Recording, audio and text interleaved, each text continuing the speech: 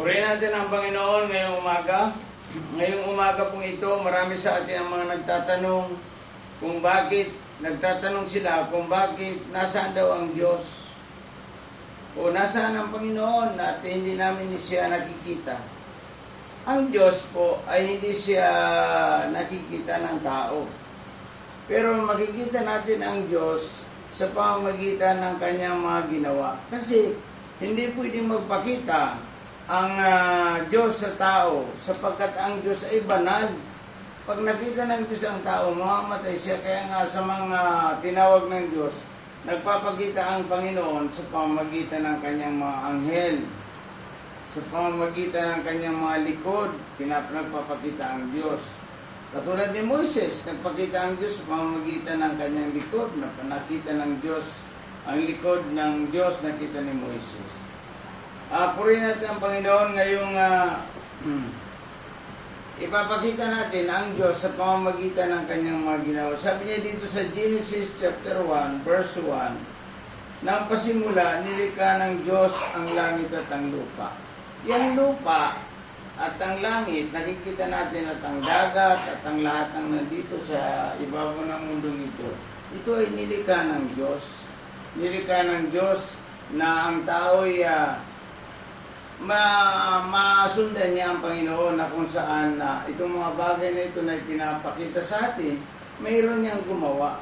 Yan hangin. Yan, nakita mo yung hangin.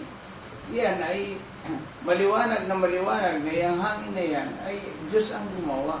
Wala naman pong iba kasi hindi yan kayang gawin ng tao.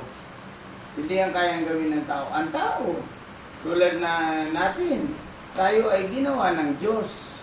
Diyos ang may gawa sa atin, yung maliwanag sa Genesis chapter 1, verse 26 to 27, na iyan ng tao ay ginawa ng Diyos. Kaya, purihin ang Panginoon sa pamamagitan ng kanyang mga salita at sa pamamagitan ng kanyang kaanyuan, ay makikita mo ang Diyos.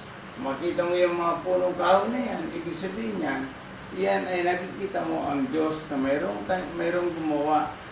Doon sa mga isla natin dito sa Pilipinas, ang gaganda ng mga isla natin sa Pilipinas, ang mga universe na gumawa niyan, yung mga kagandahan niyan, ang Diyos ang gumawa niyan.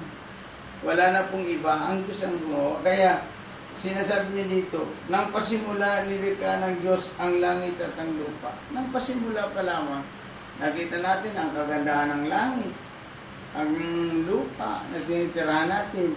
Yan ay mga ginawa ng Diyos na wala pang makakatalo dyan sa mga ginawa ng Panginoon. Kasi dito, marami ang mga nagtatanong sa atin. Katulad mamaya, meron tayong question and answer, alas 6 hanggang alas 7 ng gabi.